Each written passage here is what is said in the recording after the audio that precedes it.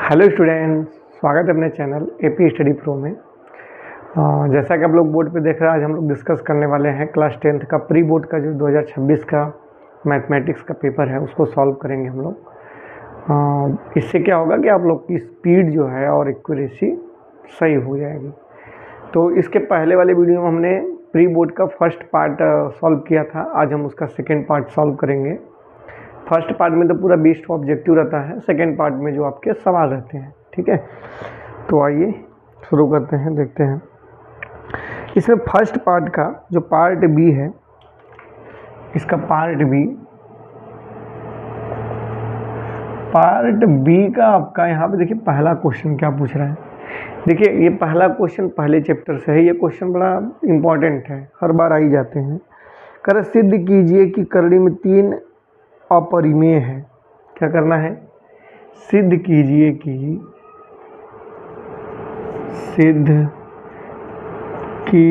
कि करड़ी में 3 अपरिमेय है, ये आपको सिद्ध करना है। तो देखो इस टाइप के क्वेश्चन को कैसे करते हैं, हम ध्यान से देखिए, स्टेप बाय स्टेप समझाएंगे, एकदम सरल तरीके से आप लोग एकदम आराम से समझ जाएंगे। देखिए कैसे करना होता है।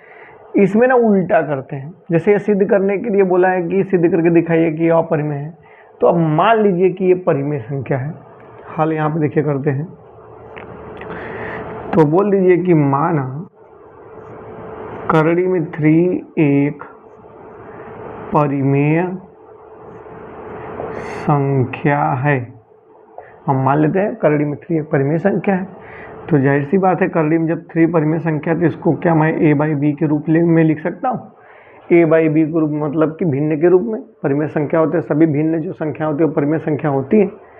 और लेकिन एक कंडीशन है यहाँ, जहाँ पे a और b, जहाँ पर a तथा b सह अभाज्य संख्या है। जो a और b है ये सह अभाज्य संख्या है। सह अभाज्य संख्या क्या होती है? ऐसी संख्या है जिनका HCF क्या होता है? 1 होता है, वो सह अभाज्य संख्या होती है। जैसे मैं कह दूँ 2 और ले लीजिए 3। देखिए इनमें जो आपका इनका HCF कितना है? इनका HCF 1 है। ठीक है, जिनका HCF 1 होता है तो वो आपका क्या होते हैं? सह अभाज्य संख्या। तो इसी टाइप का आपका A और B है, मतलब इनका केवल और केवल ये अपने अपने से कटें। ये ऐसी कोई संख्या ना हो जो दोनों को काट दे। अगर ऐसी कोई संख्या मिली दोनों काटो तो सहअभाज्य नहीं होगी। अब इसके बाद क्या करते हैं, दोनों पक्षों का वर्ग कर दीजिए। दोनों पक्षों का वर्ग करने पर, थोड़ा ये लिखने वाला है, तो जब वर्ग करोगे करड़ी में 3 का square is equal to a by B का होल स्क्वायर। जब हल करोगे तो 3 करड़ी हट जाएगी, स्क्वायर हटेगा, ये स्क्वायर आएगा तो, और ये देखिए a का स्क्वायर अपान b का स्क्वायर। ठीक, तो क्या मैं b को यहाँ भेज दूँ? b square is equal to a square बटे के 3 लिख सकता हूँ। तो यहाँ पे आप देखेंगे कि ये a स्क्वायर को 3 विभाजित कर रहा है। यहाँ पे एक लाइन लिखेंगे कि a स्क्वायर को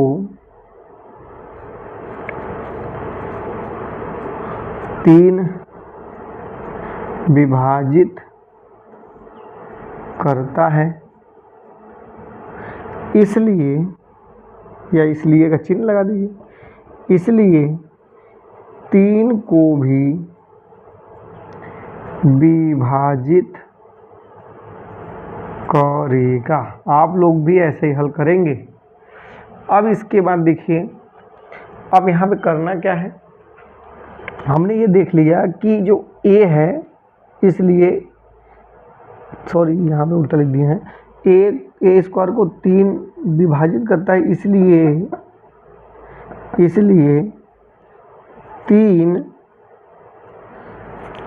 a को भी, इसलिए 3 a को भी विभाजित करेगा। जब भी 3 a स्क्वायर को काट रहा है तो a को भी ये विभाजित करे। ठीक, अब इसके बाद यहाँ पे देखो हम अब करने का जा रहे हैं, हम जबरी माने थे ना कि ये सहअभाज्य संख्या है, हम अपने से मान लिए थे जबरी की ये परिमेय संख्या है, तो फिर परिमेय संख्या तो ये सभाज्य संख्या है। अगर हम इसको सिद्ध कर दें कि ये सभाज्य संख्या नहीं है तो ये ऑटोमेटिक सिद्ध हो जाएगा कि ये परिमेय संख्या नहीं है।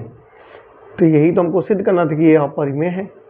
तो अब क्या करते हैं, ए देखो 3 से कट रहा है, तो आप ऐसा करिए कि बी को भी 3 से काट दीजिए। जब ए और बी दोनों 3 से कट जाएंगे तो जाहिर सी बात है ये दोनों सभाज्य संख्या नहीं कहलाएंगे। चलिए देखते हैं दूसरा वाला। अब यहाँ पे मैं a = 3b रखते हैं, a = 3k रखते हैं, k जहाँ पे कोई कांस्टेंट संख्या है। अब a = 3k क्यों ही रखें, ये सवाल भी बहुत बच्चों को आते मन में। तो देखिए यहाँ पे आपका बता देते हैं हम तरीका। अगर यहाँ पे करड़ी में 3 रहेगा तो 3 के मानना a का वैल्यू, अगर यहाँ पे 2 रहेगा तो 2 के मानना, 5 रहेगा तो 5 के मानना, ठीक है, a की वैल्यू वही मानना। तो अब a बराबर इसमें रख दीजिए 3 के, समीकरण नंबर 1 इसको मान लीजिए। अब बोल दीजिए समीकरण 1 में a बराबर 3k रखने पर, जब इसमें हम रख देंगे समीकरण 1 में, तो रखिए b² = 3k का होल स्क्वायर बटे के 3। तो यहाँ से b² = 3 3 के 9k स्क्वायर बटे के 3 लिख सकते हैं। 3 से कट जाएगा, 3 3 के 9, तो k² = b² बटे के 3 हो जाएगा। तो आप यहाँ देखेंगे तो 3 b² को भी काट रहा है। लिखिए भाई, 3 b² को विभाजित करता है, इसलिए 3 b को भी विभाजित करेगा। तो अब एक चीज़ का मन देखिए कि जो 3 था a को भी काट रहा है, ये जो 3 है ये b को भी काट रहा है। तो सभाज्य तो ऐसा परमिशन देता ही नहीं, बोल रहा है केवल और केवल उसका HCF 1 हो। तो लेकिन हम तो देख रहे हैं a और b का HCF क्या निकल गया, 3। तो आप बोलोगे कि 3 a तथा b दोनों को विभाजित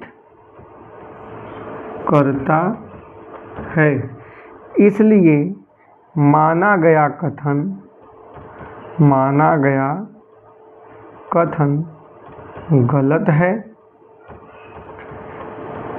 अतः करड़ी में 3 एक अपरिमेय संख्या है। इतना आप लिखेंगे, इतना लिखेंगे तो आपको 2 अंक ये मिलेगा। ये 2 अंक का क्वेश्चन है। कितने का? फर्स्ट वाला 2 अंक का। तो हमने पहले ही बोल दिया था कि ये थोड़ा लिखने वाला क्वेश्चन है, तो आप लोग इसको स्क्रीनशॉट ले सकते हैं।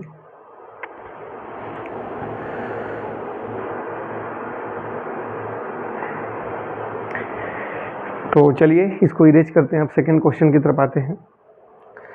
तो देखिए भाई ये क्वेश्चन, लेकिन ये ध्यान दीजिएगा, ये क्वेश्चन आप लोग अच्छे से तैयार कर लीजिए। प्री बोर्ड के लिए इम्पोर्टेंट है ही, लेकिन ये बोर्ड के लिए भी इम्पोर्टेंट है।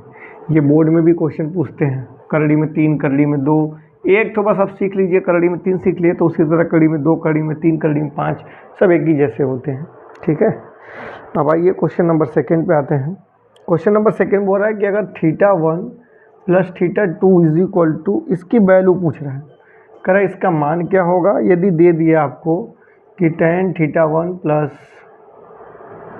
tan θ2 tan θ1 + tan θ2 अपान के 1 - tan θ1 × tan θ2। और ये भी बोल दिया है कि tan θ1 की वैल्यू दे दिया है 1/2 और tan θ2 की वैल्यू दे दिया है 1/3। तो आपसे यही θ1 + θ2 की वैल्यू पूछ रहा है।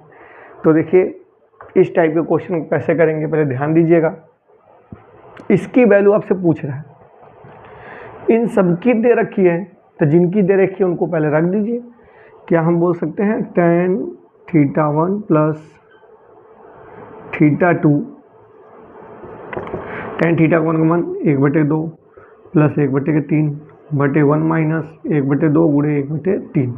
तो क्या हम इसको ऐसे लिख सकते हैं, देखिए इस कैल्शियम लेंगे 3 दूनी की 6, 2 से काटेंगे 3 बार में, 3 एकम 3 प्लस 3 से बाटेंगे 2 बार में, 2 का गुणा 1 में करेंगे 2 और बटे 3 दूनी के 6, 1 माइनस 1 बटे के 6।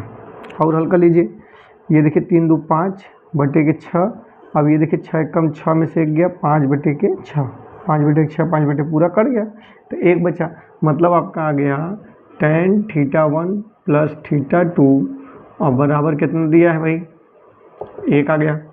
तो हमको θ1 और θ2 की वैल्यू चाहिए, इनका योग। तो अब करते क्या है, ये 1 पता है आपको, tan θ1 प्लस θ2, ये tan 45 का मान है। अब दोनों पक्षों की तुलना कर लीजिए, दोनों पक्षों की तुलना करने पर, बहुत लोग इसे काट देते, कटता नहीं, तुलना होता है। तो यहाँ पे θ1 plus θ2 is equal to 45 degree, ये आंसर। ठीक है, तो इसको इसके इंसर्ट करिए जल्दी से, आगे की तरफ चलते हैं। ये भी 2 नंबर का आपका है, ये क्वेश्चन नंबर 2 है, पार्ट बी का क्वेश्चन नंबर 2। सेकेंड क्या है, पहले का, जैसे वो पहले का क था और ये पहले का ख है, क ख इसे गया कहाँ तक, च तक। चलिए इसको हटाते हैं। अब क ख हो गया, पहले का ग, अब पहले का ग में बोला है 2 घन जिनमें से प्रत्येक का आयतन, 2 घन दे दिया है। घन किसे कहते हैं भाई, जिसकी लंबाई चौड़ाई ऊंचाई तीनों आपस में क्या हो, समान हो, उसे घन बोलते हैं। इन दोनों का आयतन दे दिया आपको कितना, 64 सेंटीमीटर क्यूब। 2 घन है, दोनों का आयतन 64 सेंटीमीटर क्यूब दे रखा है और बोल रहा है कि के संलग्न फलकों को मिलाकर एक घनाभ बनाया जाता है, तब प्राप्त घनाभ का संपूर्ण पृष्ठ क्षेत्रफल। करें इनको सटा दीजिए, जब इनको इसे सटा देंगे तो एक क्या बन जाएगा, घनाभ बन जाएगा, घनाभ बन जाएगा, रेडी। अब पूछ रहा है इसी घनाभ का, इस घनाभ का क्या पूछ रहा है आपसे, संपूर्ण पृष्ठ क्षेत्रफल। हाँ, संपूर्ण पृष्ठ क्षेत्रफल। अच्छा पहले ये बताइए, संपूर्ण पृष्ठ क्षेत्रफल के लिए फॉर्मूला क्या होता है, 2 ब्रैकेट में LB plus BH plus LH, ये होता है। मतलब हमको लंबाई चौड़ाई ऊंचाई तीनों चाहिए, तो अब ध्यान देंगे तो ये घनाभ था तो इसकी लंबाई चौड़ाई ऊंचाई बराबर होती है। जब इसको हम सटा देंगे तो बस इसकी लंबाई परिवर्तन होगा, लेकिन ऊंचाई और चौड़ाई में कोई परिवर्तन नहीं होगा।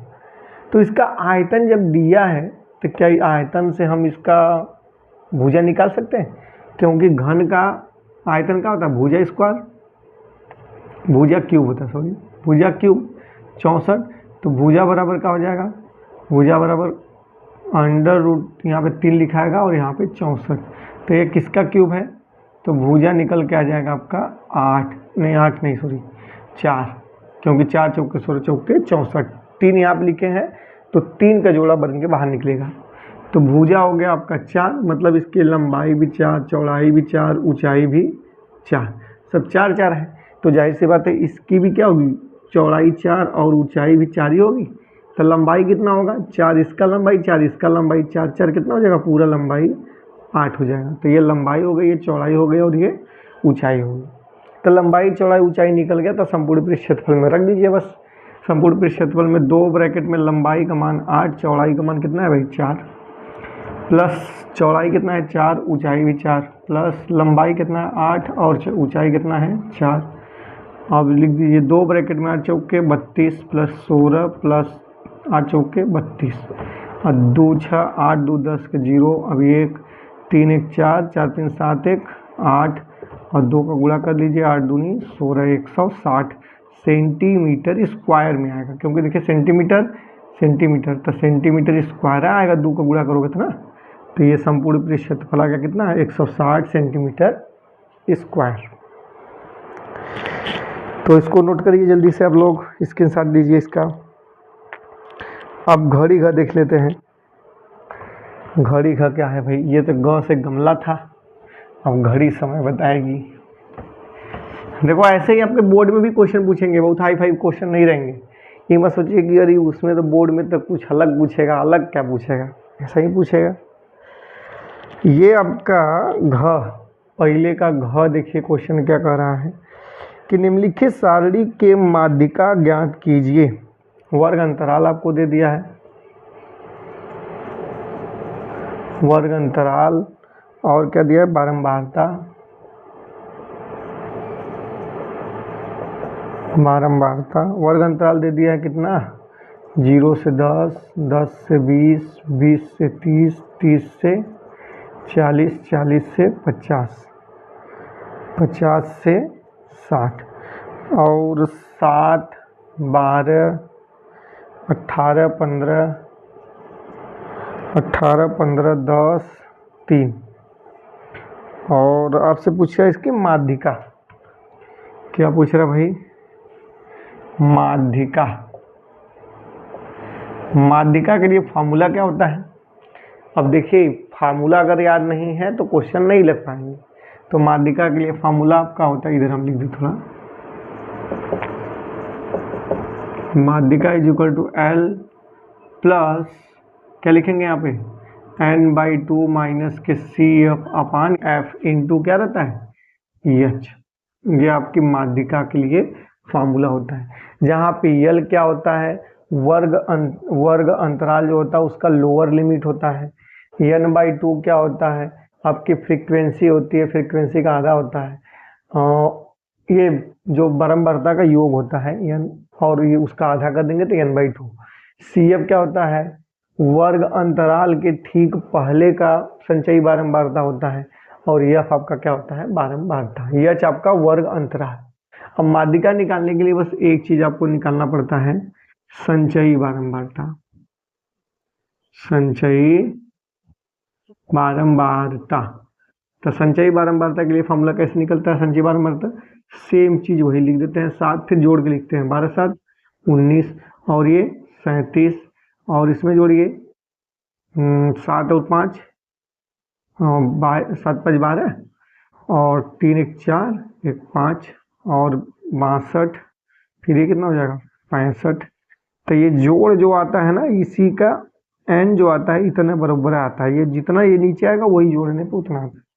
तो फिर हमको n/2 चाहिए, तो n/2 कैसे निकलेगा, 65/2 काट दीजिए, कितना आ जाएगा, 30 2 32.5। तो अब 32.5 हम लोग देखेंगे कि वो संचयी बारंबारता में कहाँ पे आता है।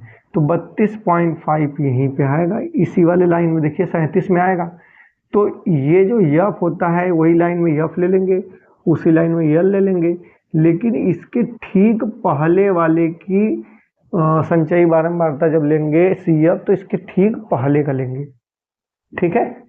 तो बस सभी वैल्यू, एच कितना है, एच देखिए दोनों में अंतराल जो है 10 और 30 में 10 का अंतर है, 20 और 30 में, तो सबकी वैल्यू रख दीजिए। माध्यिका इज इक्वल टू यल का मान कितना है भाई, 20 प्लस n/2 कितना है,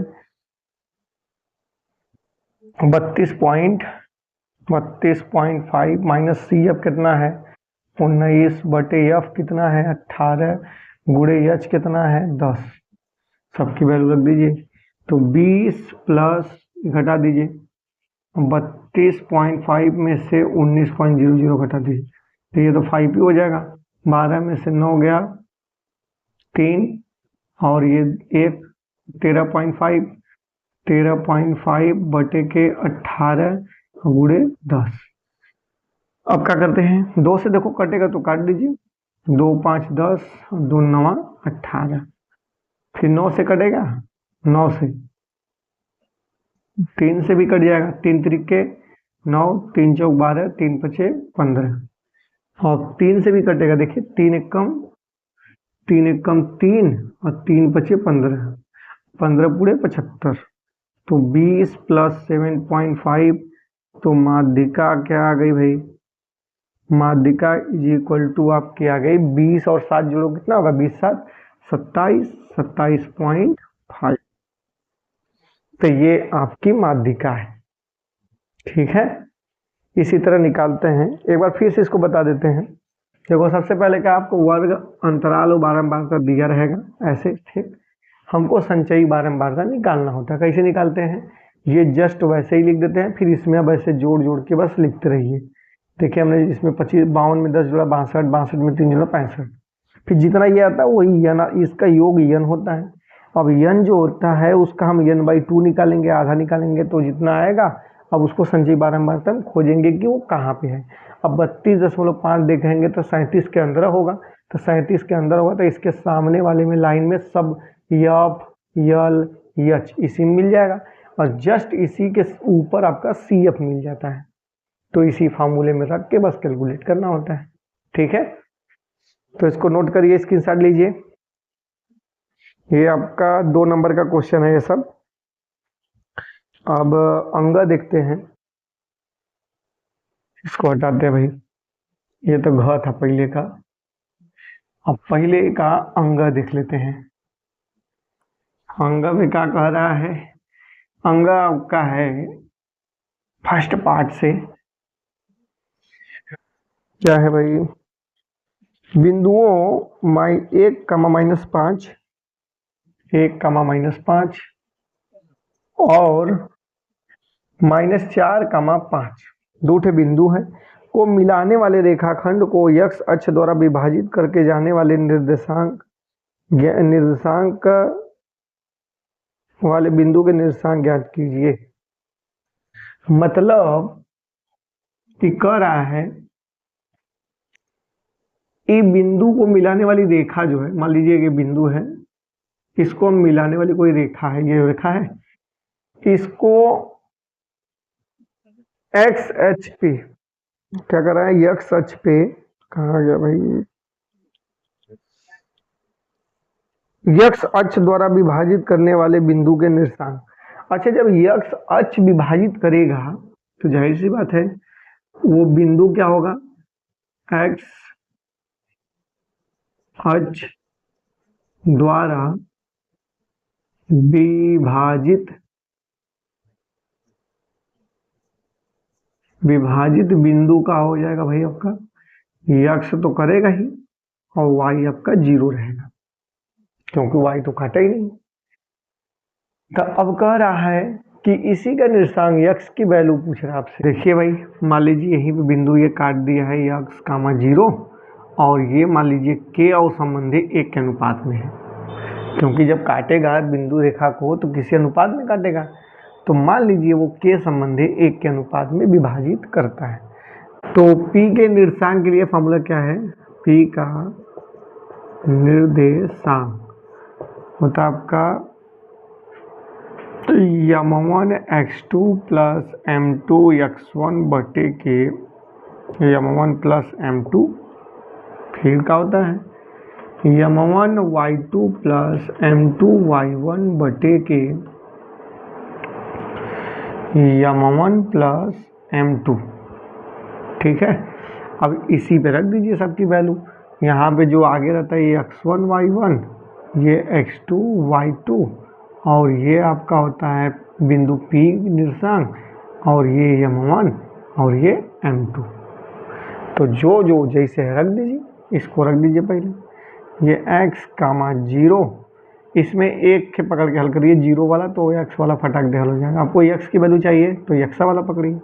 तो क्या मैं x, देखो ये पूरा जो होता है P का निर्देशांक में, ये x होता है, ये y होता है, तो x हम x के बराबर करेंगे, तो इधर x जो है P का निर्देशांक x, 0 है, ये तो 0 के बराबर है, तो x वाला x के बराबर करिए। तो x बराबर आपका हो जाएगा m1 का मान कितना है k, फिर उसके बाद m1 का मान k, x2 का मान कितना दिया है -k4, प्लस m2 कितना दिया है, m2 का मान आपका दिया है 1, और x1 का मान कितना दिया है 1 बटे के m1 मतलब k प्लस 1। अब इधर इसको हल कर लीजिए, तो यहाँ मैं बोल सकता हूँ x ब्रैकेट में k plus 1 is equal to -k4k अब प्लस k1। तो क्या यहाँ से अगर ये k को उधर भेज दीजिए, तो x बराबर हम लिख सकते हैं, इसको बुलाइए ही मत, इसको इधर ही रहने दीजिए जहाँ है वहीं पे, क्योंकि x की वैल्यू चाहिए ना। तो x बराबर माइनस के 4k और प्लस के 1 बटे के k प्लस 1।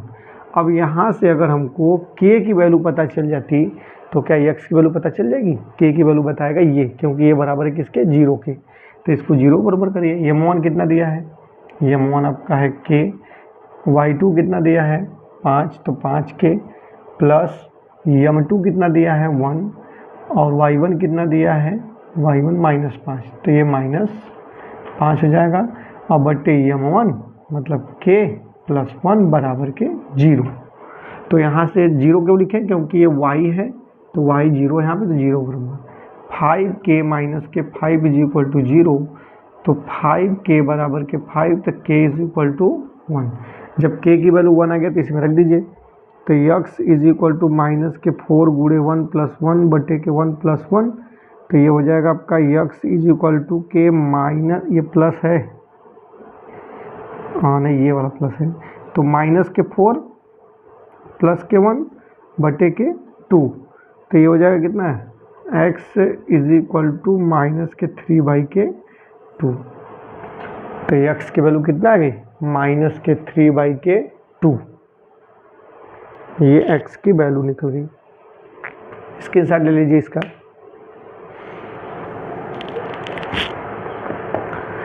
चलिए अब दूसरे क्वेश्चन की तरफ चलते हैं। ये कौन था आपका?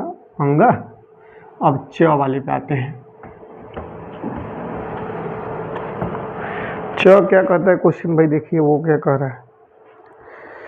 आपका बिंदु ए के निर्देशांक ज्ञात कीजिए जहां ए बी अक्ष है।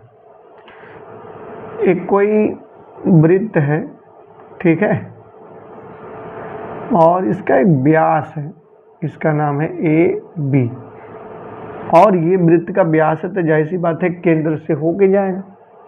फिर कह रहा है जिसका केंद्र 2, -3 है, ठीक, तथा b के निर्देशांक दे दिए हैं। b के निर्देशांक कितना दिया है? 1,4। तो आपसे a के निर्देशांक पूछ रहा है। कितना सिंपल क्वेश्चन है, ध्यान से देखिए।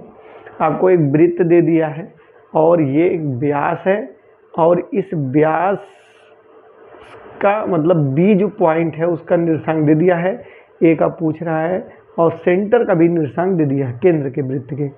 अच्छा, वृत्त का केंद्र जो होगा ये a और b के बीचों बीच की दूरी होगी ना, मध्य बिंदु है, क्योंकि इधर भी त्रिज्या है और इधर भी त्रिज्या है, दोनों आ रहे तो बीच में होगा। तो बीच वाला फार्मूला लगाइए, मध्य बिंदु का निर्देशांक का फार्मूला। यहाँ पे x है, y है, तो कैसे निकलता है मध्य बिंदु? x1 प्लस x2 बटे के 2। तो क्या मध्य बिंदु का फार्मूला होता है, उसी पर रख दीजिए, तो यहाँ पे ये निकल ही जाएगा। तो क्या मैं बोल सकता हूँ x प्लस 1, देखिए x1 प्लस x2 बटे के 2, ये बराबर किसके होगा? 2 के। तो x plus 1 is equal to 4, तो x is equal to 3, x की वैल्यू आई। क्या फिर बोल सकते हैं y प्लस 4 बटे के 2 बराबर माइनस के 3, इतना प्लस इतना बटे के 2 बराबर माइनस के 3, इसको भेज दीजिए। y plus 4 is equal to minus K 6, तो y is equal to minus K 10। तब बिंदु कौन सी निकला? 3, -10। ये हो गया a का निर्देशांक, -3, -10। ये आपका है क्वेश्चन अंग नहीं च, पहले का च। तो इसका स्क्रीनशॉट लीजिए जल्दी से।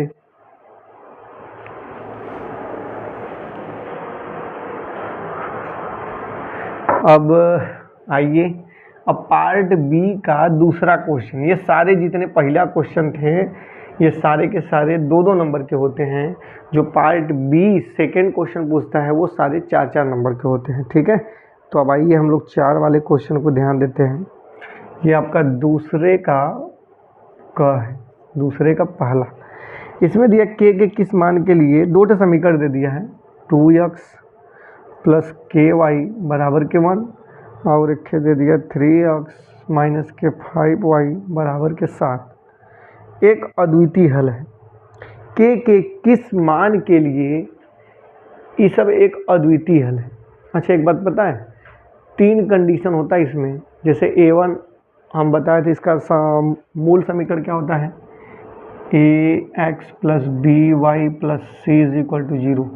यक्स का जो गुणांक होता है वो a होता है, y का गुणांक जो होता है वो b होता है, अकेले जो रहता है वो c रहता है। तो सबको इधर बुला लीजिए, जब इसको बुलाएंगे 1 तो -1 इज इक्वल टू 0, इसको बुलाएंगे -7 इज इक्वल टू 0। समीकरण दूसरा बन गया। अब दूसरे समीकरण है, देखिए a1 b1 c1 a2 b2 c2, ठीक है। तो दोनों में रिलेशन कैसे निकलता है, अगर ये दोनों हमसे पूछ कर रहा है, क्वेश्चन में करा है अद्वितीय हल है। अद्वितीय हल का मतलब कि इसके अलावा और कोई हल नहीं है। तो अद्वितीय हल के लिए फार्मूला होता है a1/a2 not is equal to a1/a2 not equal to b1/b2 होता है। ये किसके लिए, अद्वितीय हल के लिए। अद्वितीय हल बोले चाहे केवल एक हल बोले तब वो बात एक है। तो यही फार्मूले रख दीजिए। तो a1 का है 2 है, a2 का है 3 है, नॉट इक्वल टू b1 का है k है, b2 क्या है माइनस के 5 में से चिन्ह सहित बताते हैं। अब तिरिया गुणा कर लीजिए, तो 5 दूनी के 10, k नॉट इक्वल टू -10/3।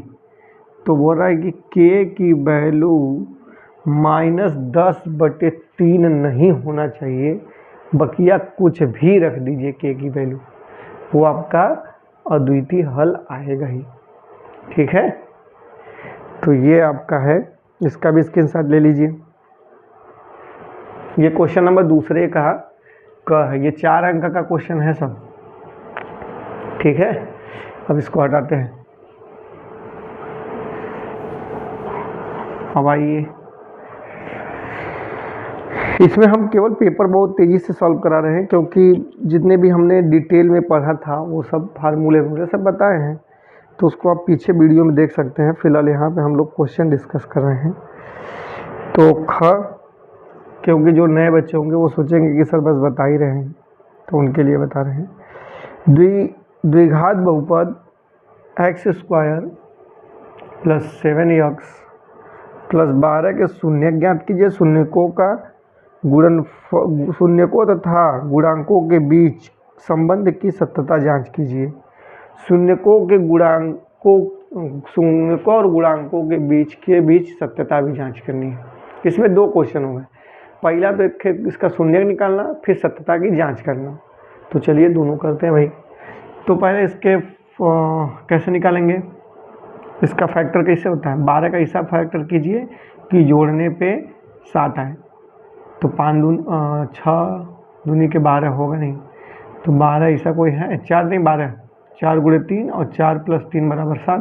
तो रख दीजिए x² plus 4x plus 3x plus के 12 इज इक्वल टू 0 ले लीजिए। इसको एक ब्रैकेट में, इसको एक ब्रैकेट में, यहाँ से x कॉमन हो जाएगा तो x प्लस 4 प्लस 3 कॉमन हो जाएगा तो x plus 4 is equal to 0। ये दोनों एक जैसे हैं, तो x प्लस 4 एक ब्रैकेट में, x प्लस 3 एक ब्रैकेट में, और यहाँ से x is equal to -4, x is equal to -3। अब मूलों की सत्यता कैसे जांच होता है, मूलों की सत्यता मतलब अल्फा प्लस बीटा का मान होता है -b/a, यह होता है ना। तो अल्फा और बीटा हमको निकल के आ गया है, और फार्मूले में -b/a क्या है, फार्मूले से रख देते हैं। यहाँ पे क्या रखिए, अल्फा का मान -4 प्लस के बीटा का मान -3 और माइनस इसका b का मान कितना है, b का मान 7 और a का मान 1। तो दोनों बराबर आ रहे क्या, -4 -3 बराबर -7 -7 बराबर -7। पहला मूलों की सत्यता जाँच हुआ। अब गुणनफल भी देख लेते हैं। अल्फा इंटू बीटा करने पे वो c/a होना चाहिए। तो अल्फा इंटू बीटा मतलब -4 और गुणे -3, और इधर होना चाहिए कितना 12, c का मान 12/1। तो 4 नहीं 12 बराबर 12, माइनस माइनस प्लस में हो जाएगा। तो ये भी मूलों की सत्यता की जांच हो चुकी कि हाँ भाई दोनों का योगफल सही है, गुणनफल भी सही आ रहा है। तो ये है क्वेश्चन नंबर ख। स्क्रीनशॉट लीजिए इसका। और एक क्वेश्चन है भाई ग, देखिए इसको हटाते हैं। ग वाला क्वेश्चन क्या कह रहा है, ग ग दिया है 0.2x प्लस के 0.3y फिर बराबर 1.3, एक समीकरण और दिया है, और 0.4x प्लस 0.5y बराबर के 2.3। ठीक, तो आपसे कह रहा है कि निम्नलिखित रैखिक समीकरणों के युग्म को हल कीजिए। दो ठो समीकरण दे दिया है, इन दोनों समीकरण को आपको हल करने के लिए बोल रहा है। तो दशमलव देख के आप लोग घबराइएगा एकदम नहीं, क्योंकि देखिए अगर हम दोनों पक्षों में 10 से गुणा करेंगे तो अब हम लोग क्वेश्चन नंबर कौन देखते हैं, क्वेश्चन नंबर दूसरे का ग। तो दूसरे का ग क्या कह रहा है भाई, दूसरे का ग आपका कह रहा है कि दो समीकरण दिया है, 0.2x अब प्लस के 0.3y और इज इक्वल टू 1.3, और एक समीकरण दिया है 0.2x प्लस 0.3y और सॉरी 0.4x प्लस 0.5y बराबर के 2.3। ये आपको क्वेश्चन दिया है, कह रहा है कि इसको हल करके इनके शून्य ज्ञात कीजिए। ठीक है, ये x और y की वैल्यू तो कैसे करेंगे, तो बहुत लोग तो दशमलव देख के थोड़ा पीछे हट जाते कि दशमलव फशमलव हमको आएगा ही नहीं। तो दशमलव मत घबराइए, देखिए अब दशमलव को हटाने के लिए इस बगल भी एक अंक बाद दशमलव, इधर भी एक अंक, इधर भी एक अंक, मतलब दोनों पक्षों में अगर हम 10 से गुणा कर देते हैं, इसको समीकरण 1 मान लीजिए, समीकरण 2 मान लीजिए, तो लिख दीजिए समीकरण 1 तथा 2 में दोनों पक्षों में 10 का गुणा करने पर, 10 का गुणा करने पर, जब गुणा करेंगे तो दशमलव देखो इधर करेंगे और इधर भी करेंगे, इसी तरह इधर भी करेंगे और इधर भी करेंगे, तो ये होगा क्या, ये 10 दोनों में जाके गुणा करेगा, जब इसमें करेगा तो ये 2 हो जाएगा, तो 2x प्लस के 3y बराबर के 13 हो जाएगा, 4x प्लस के 5y बराबर के 23। समीकरण नंबर 1, समीकरण नंबर 2 अब नॉर्मल समीकरण की तरह बन गया। अब जब नॉर्मल समीकरण की तरफ बन गया तो हम लोग क्या करते हैं, कोई न कोई x तथा y किसी को भी बराबर करते हैं, समीकरण 1 और 2 को बराबर करने के बाद अगर घट रहा है तो घटा देंगे, मतलब जोड़ रहा है तो जोड़ के काट देंगे, तो यहाँ पे दोनों प्लस है तो घटेगा ही। तो इसमें हम क्या करते हैं, x के पद को बराबर करते हैं। तो देखिए x को पद को बराबर करना, यहाँ 4 थे, यहाँ पे 2 x है, तो इसको 4 बनाने के लिए समीकरण 1 में 2 का गुणा करना पड़ेगा। तो आप लिखोगे 2 का गुणा कर दीजिए 4 हो जाएगा, 4 बराबर हो गया तो घटाना भी पड़ेगा, तो लिखेंगे नीचे समीकरण 1 में 2 से गुणा करके समीकरण 1 माइनस 2 मतलब 1 में से 2 घटाने पर, तो कर दीजिए भाई, तो हो जाएगा 4x प्लस के 2 का गुणा इसमें होगा 2 3 6y फिर बराबर 13 दूनी के 26, इसमें तो कुछ करना है नहीं, वैसे ही लिख दीजिए, प्लस के 5y बराबर के 23। अब घटा दीजिए, जब घटाएंगे ना तो ये नीचे वाला जो सारा चिन्ह बदल जाएगा, जैसे ये प्लस है तो ये माइनस, प्लस है तो माइनस, प्लस है तो माइनस, अब ये प्लस ये माइनस कट गया और ये प्लस ये माइनस विपरीत चिन्ह घट के y हो गया, और बराबर 26 में 23 गया 3। अब y का मान कहाँ रख देंगे, y का मान समीकरण 1 में रख दीजिए, चाहे 1 में चाहे 2 में, आपकी इच्छा, तो हम 1 ही में रख देते हैं। 2x प्लस के 3y बराबर के 13, तो 2x प्लस के 3 गुणे समीकरण 3 आया है बराबर के 9, तो 2x प्लस 9 सॉरी ये 13 है बराबर के 13, तो 2x बराबर के 13 माइनस 9, तो 2x बराबर 13 में से 9 जगह 9 4 13, तो x बराबर 4 बटे के 2, 2 से काट दीजिए 2, x इज इक्वल टू 2, तो x और y की वैल्यू यहाँ पे निकल के आ जाते हैं। इसका स्क्रीनशॉट लीजिए आप लोग जल्दी से। ठीक है, ये था आपका क्वेश्चन नंबर ग। अब घ देख लेते हैं भाई। घ क्या कह रहा है, घ की भी बात सुनिए आप लोग। घ कह रहा है एक ये सारणी बनाया है, सारणी में क्या है, प्राप्तांक दिया हुआ है एक साइड। प्राप्तांक कितना दिया है भाई, ये दिया है 10 से 0 से 10, 10 से 20, 20 से 30, 30 से 40, 40 से 50। और क्या दे दिया ये, और ये दे दिया आपको विद्यार्थियों की संख्या, विद्यार्थियों की संख्या कितना दे रखा है, ये दिया है 6p 9 4 11। ठीक, ध्यान से देखते रहिए सब लोग।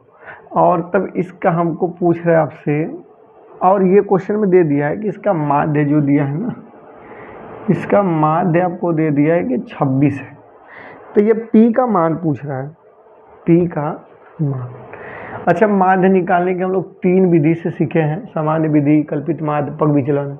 तो जो आपकी इच्छा करे, इसमें तो बाउंडेशन दिया नहीं है कि इसी से करिए, तो आपकी जिससे इच्छा करेगा आप उस विधि से कर सकते हैं। ठीक है, तो आइए हम लोग करते हैं शुरू। तो सबसे पहले तो यहाँ पे ये एफ आई है, ये एक्स आई हमको निकालना पड़ेगा। इसको जोड़ के आधा करके निकालते हैं ना, 0 10 को जोड़ेंगे 10, 5 इसका आधा, 30 का आधा 15, इसका आधा 25। अब देखेंगे 10 10 का अंतर आता है 35 45। अब उसके बाद करना क्या है, एक निकाल लीजिए भाई आप, और हल करने के लिए यहाँ पे देखो एफ आई इंटू एक्स आई से भी निकाल सकते हो। तो एफ आई इंटू एक्स आई थोड़ा बड़ा गुड़ा है, देखिए 35 चौके 9 25 9, तो उसको हल कर लेते हैं। थोड़ा और हल कर लीजिए।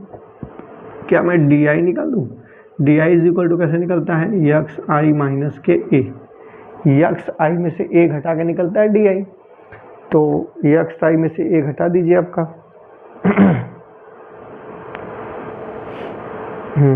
तो एक्स आई में देखिए कहाँ है, एक्स आई ये है, एक इसको मानते हैं, कोई भी बीच वाली संख्या को मान लीजिए। तो 5 में से 25 घटेगा माइनस के 20, 15 में से 10 घटेगा माइनस के 10, 0 इसी में से 25 में से 25 से घटेगा 0, 35 में से 25 घटेगा 10, और ये 20। अब इसके बाद आपका एक और कॉलम बढ़ेगा, क्या, D I into F I, क्योंकि हम माध्य इस वाले फार्मूले से निकाल रहे हैं, कल्पित माध्य से। कल्पित माध्य फार्मूला पर क्या होता है, A plus sigma F I into D I upon sigma F I, ये होता है। और ये दे दिया है क्वेश्चन में 26। ठीक है, कल्पित माध्य का फार्मूला ये होता है, और ये माध्य इज इक्वल टू आपको 26 ब्रैकेट क्वेश्चन में दिया है। तो इसका गुणा कर लीजिए भाई, डी आई और एफ आई। तो देखो अब आसान करना, गुणा हो गया थोड़ा, 6 दूनी के 12 माइनस का 120 माइनस के 10, 0 10 चौके 40, 20 से 11 दूनी 22, 1 0। अब उसके बाद क्या करते हैं, हमको जो चाहिए वो ले लेते हैं। देखिए एफ आई का योग चाहिए, ये सिग्मा का अर्थ होता है जोड़, मतलब ये बारंबारताओं को जोड़ना और इनके गुणनफल को भी जोड़ना, ये हमको करना है।